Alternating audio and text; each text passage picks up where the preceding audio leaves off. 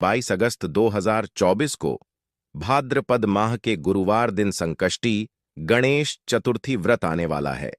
दोस्तों, इसी दिन किया जाने वाला पंडित जी द्वारा बताया गया 5 कनेर के फूल वाला उपाय आप लोगों को जरूर करना चाहिए, क्योंकि दोस्तों यह एक ऐसा उपाय है जो कि इस उपाय को करने के बाद दोस्तों आपको पूरे साल कोई और उपाय को करने की जरूरत नहीं है, क्योंकि सबसे बड़ा और सबसे नया यह उपाय पंडित जी ने अपनी अभी की सीहोर की कथा में ही बताया है। मैं जिस उपाय को आज हम आपको बहुत अच्छे से समझाने वाले हैं, इस वीडियो को देखने के बाद इस उपाय को समझने के लिए आपको कोई और वीडियो को देखने की जरूरत नहीं पड़ेगी। तो चलिए दोस्तों, उपाय को शुरू करते हैं। देखिए, ये दिन इतना खास होता है, इतना महत्वपूर्ण होता है। देखा गया है कभी कभी बड़े बड़े पूजा पाठ अनुष्ठान से जो मनोकामना पूर्ण नहीं होती है, वह इस गुरुवार संकष्टी गणेश चतुर्थी के दिन एक छोटे से उपाय करने से ही आपकी मनोकामना पूर्ण हो जाती है। और बहुत सारे लोगों ने इस उपाय को किया भी है और उनको इस उपाय को करने का फल भी जरूर मिला है। अगर आप लोग भी इस उपाय को गुरुवार संकष्टी गणेश चतुर्थी के दिन करना चाहते हैं, तो आप इस उपाय को पहले अच्छे से समझ लेना, सुन लेना, उसके बाद करना। आपको इस उपाय का फल जरूर मिलेगा। और इस उपाय को करने से आपके घर में चाहे किसी भी प्रकार की दुख और समस्या क्यों ना चल रही हो, आपको उसका कारण भी नहीं पता है कि भाई यह समस्या किस कारण से चल रही है। उसका कुछ भी कारण हो सकता है, जैसे पितृदोष हो सकता है या किसी भी तरह का मंगल दोष भी हो सकता है। और भी बहुत तरह के दोष होते हैं, कुछ भी हो सकता है। पर आपको इस उपाय को करने के लिए अपने दोष को पता लगाने की भी जरूरत नहीं है। संकष्टी गणेश चतुर्थी के दिन इस 5 कनेर के फूल वाला उपाय को आप लोगों को कर लेना है। दोस्तों, अब हम समझते हैं कि इस 5 कनेर के फूल वाले उपाय को आपको करना कैसे है और इस उपाय को करने का जो समय है वो क्या है। तो देखिए, इस संकष्टी गणेश चतुर्थी के दिन किए जाने वाले यह 5 कनेर के फूल वाला जो उपाय है, यह मुख्य रूप से सुबह के समय होगा। सुबह के समय होगा। आपको कोशिश यही करनी है कि सुबह के समय हम इस 5 कनेर के फूल वाले उपाय को करने पर किसी कारणवश अगर आप सुबह इस उपाय को न कर पाओ, आपको कहीं काम से जाना हो या किसी और काम की वजह से आप उपाय को न कर पाओ, तो आपके पास फिर दूसरा मौका रहेगा, जो कि शाम के समय का रहेगा, प्रदोष काल का रहेगा। अब भाई, प्रदोष काल का समय भी एक बहुत ही लोगों के मन में प्रश्न बन जाता है कि भाई ये समय होता कब है, कितने बजे से लेकर कितने बजे के बीच तक का समय होता है, ताकि हमें उपाय के लिए जो है करने का समय पता लग जाए।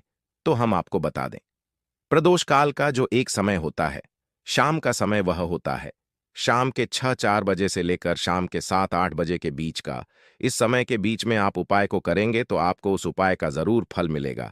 तो शाम के 6-4 बजे से लेकर शाम के 7 बजे के बीच में आप लोग इस 5 कनेर के फूल वाले उपाय को कर सकते हो। तो भैया, बहुत सारे लोग यहां पर यह प्रश्न भी जरूर करेंगे कि भाई हम तो नौकरी पर जाते हैं, हम अपनी ड्यूटी पर जाते हैं और आने में हमें देर हो जाती है, तो उस जगह पर हमें क्या करना चाहिए। तो देखिए, उन लोगों को भी टेंशन लेने की जरूरत नहीं है। अगर आप लोग इस उपाय को शाम के समय प्रदोष काल में कर रहे हैं और अगर आप आने में देरी भी हो जाती है, आपको आने में 7 ही बजे तक आप नहीं पहुंच पाते हो, तो भाई आप 7 या रात 8 बजे तक भी अगर उपाय को करोगे तो भी चल जाएगा। और अगर इससे भी थोड़ा देर हो जाती है ना, तो भी आप उपाय को कर सकते हो, क्योंकि संकष्टी गणेश चतुर्थी का दिन है। यह दिन बहुत ही कम आता है पूरे साल भर में। इसलिए जब आपको टाइम मिल जाए, जब आप इस उपाय को जरूर कर लेना है। न कोई भी उपाय हो, आप कभी भी कर सकते हो। गुरुवार संकष्टी गणेश चतुर्थी के दिन बस कोशिश करना कि समय के थोड़ा अंतर्गत ही कर लो। पर किसी कारणवश अगर न कर पाओ, तो फिर आप थोड़ा देरी से भी कर सकते हो। आपको उपाय का फल जरूर मिलेगा, क्योंकि भगवान शिव आपसे बहुत ज्यादा प्रसन्न होते हैं, सभी भक्त गणों से जो उनको प्रसन्न करते हैं। अब दोस्तों, कनेर के फूल के साथ में क्या हमें सीधा उपाय करना है या कुछ सामग्री भी लेकर जाना है? तो देखो, कोई भी उपाय जब हम कर आते हैं तो सीधा हम उपाय जाकर नहीं करते हैं। उससे पहले हम भगवान शिव जी की पूजा अर्चना भी करते हैं। तो देखो, अगर यह उपाय आप सुबह के समय कर रहे हो, प्रातःकाल कर रहे हो, तो आप लोगों को अपने साथ में कम से कम 1 लोटा जल तो जरूर लेकर जाना ही जाना है। शाम के समय की बात करें तो भाई, शाम के समय अगर आप लोग इस 5 कनेर के फूल वाले उपाय को कर रहे हो तो अपने साथ में एक गोल बाती का घी का दीपक जरूर लेकर जाना। जो घी का दीपक लोगे वह आटे का होना चाहिए। आटे का होने के साथ में उसके अंदर गोल बाती ही रखी जाएगी। वह गोल बाती आप अपने हाथों से बनाओगे तो ज्यादा बेहतर होगा।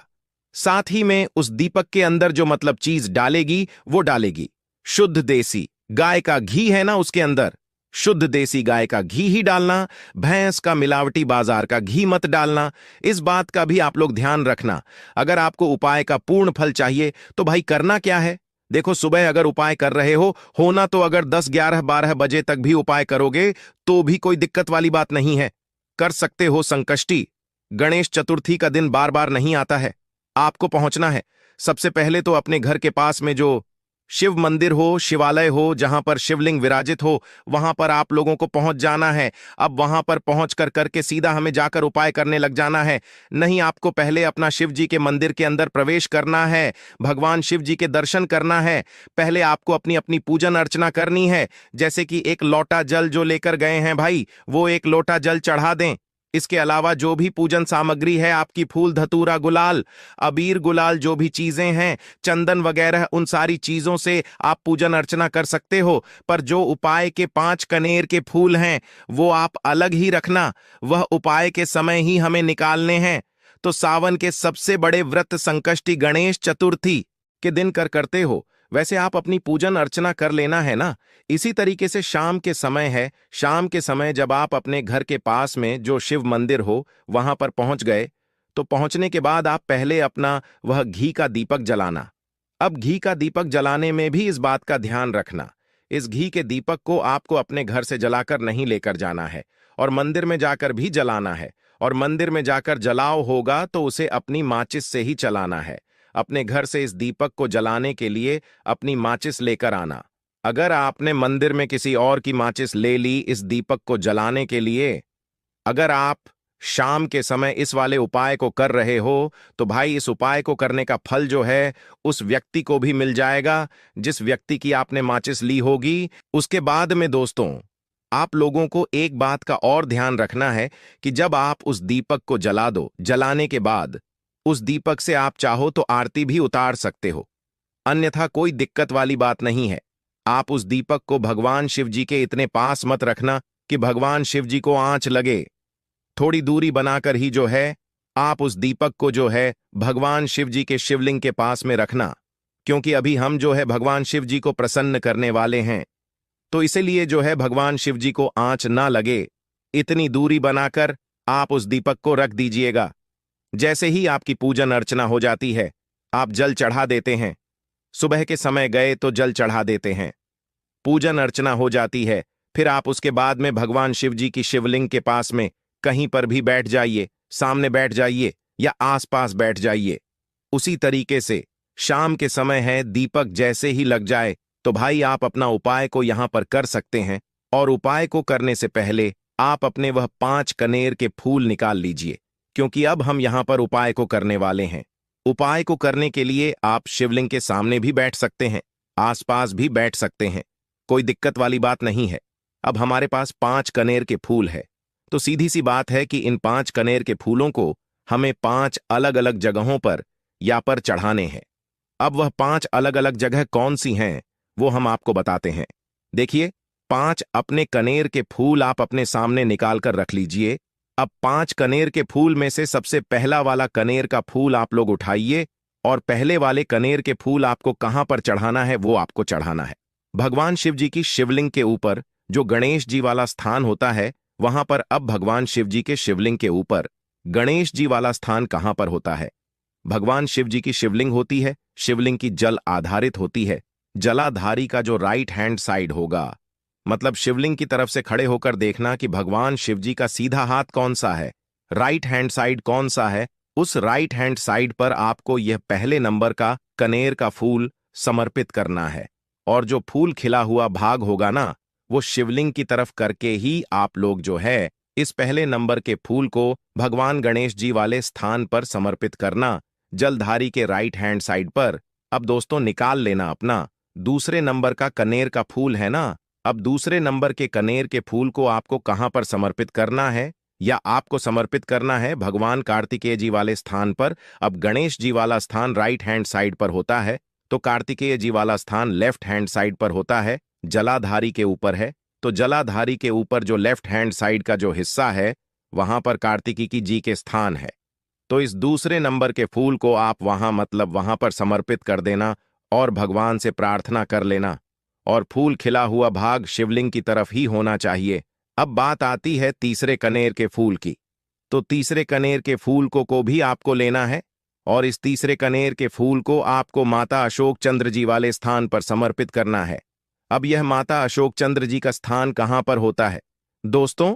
यह जो स्थान होता है, यह जलाधारी के बिल्कुल बीचों बीच में होता है। आपने पहला फूल भगवान गणेश जी वाले स्थान पर चढ़ाया, दूसरा फूल कार्तिक जी वाले स्थान पर चढ़ाया। अब यह तीसरा फूल जो है इन दोनों फूलों के बीचों बीच चढ़ेगा, मतलब जहां पर माता अशोक सुंदरी जी का स्थान होता है, खिला हुआ भाग शिवलिंग की तरफ करके ही जो है, इस तीसरे नंबर के फूल को आप समर्पित कर देना माता चंडी स्थान पर। अब बात आती है चौथे नंबर के फूल की। तो दोस्तों जो चौथे नंबर का फूल होगा, ये आप लोगों को कहां पर समर्पित करना है? ये आप लोगों को समर्पित करना है भगवान शिव के शिवलिंग के ऊपर जो एक पात्र टंगा हुआ होता है, जिससे बूंद बूंद करके जल टपकता है, जिसके अंदर शिव जी की 5 बेटियों का स्थान होता है, जया, विषहर, शामिलबारी, देव और दोतली। उस पात्र के अंदर जो है आप लोगों को क्या करना है, यह चौथे नंबर के फूल को समर्पित करना है। अगर किसी कारणवश आपका महापात्र पात्र जो है शिवलिंग के ऊपर जो पात्र तंग होता है, जिससे बूंद बूंद करके जल टपकता है, वह पात्र उपस्थित न हो, तो आपको क्या करना है कि शिव जी की 5 बेटियों का नाम लेकर, जया, विषहर, शामिलबारी, देव और दोतली का नाम लेकर जो है, इस चौथे नंबर के फूल को आपको जलाधारी के ऊपर ही करती शिवलिंग का जो करती भाग होता है, मतलब जलाधारी के ऊपर ही जो भाग होता है ना, वहां पर समर्पित कर देना इस चौथे नंबर के फूल को, है ना। उसके बाद में दोस्तों बात करते हैं आखिरी नंबर के 5वें नंबर के फूल को, जो कि आखिरी फूल है हमारा। इस 5वें नंबर के फूल को आपको क्या करना है? अगर आपके मतलब जिस मंदिर में आप गए हो वहां पर अगर त्रिशूल लगा हुआ है, तो भाई त्रिशूल का एक माध्यम है, भाग होगा जहां से वो त्रिशूल के तीनों भाग निकले हुए होंगे, है ना। तो आपको वो त्रिशूल का एक मध्य भाग देख लेना है। उस मध्य भाग पर आपको इस 5वें नंबर के कनेर के फूल को छुआ है, स्पर्श कराना है। और स्पर्श कराने के बाद इस 5वें नंबर के फूल को आपको क्या करना है? भगवान शिव जी की शिवलिंग के ऊपर समर्पित कर देना है। अब दोस्तों अगर वह मतलब जो है त्रिशूल ना भी हो आपके मंदिर में उपस्थित, तो आप सीधा सीधा यह जो 5वें नंबर का कनेर का फूल है या भगवान शिव जी की शिवलिंग के ऊपर समर्पित कर देना। बस ध्यान इस बात का रखना कि जो खिला हुआ भाग है फूल का, वह सामने की तरफ होना चाहिए, जलाधारी की तरफ होना चाहिए, और डंडी का जो भाग है वह शिवलिंग के पीछे की तरफ होना चाहिए, फूल की, है ना। तो इस बात का आप लोगों को ध्यान रखना है।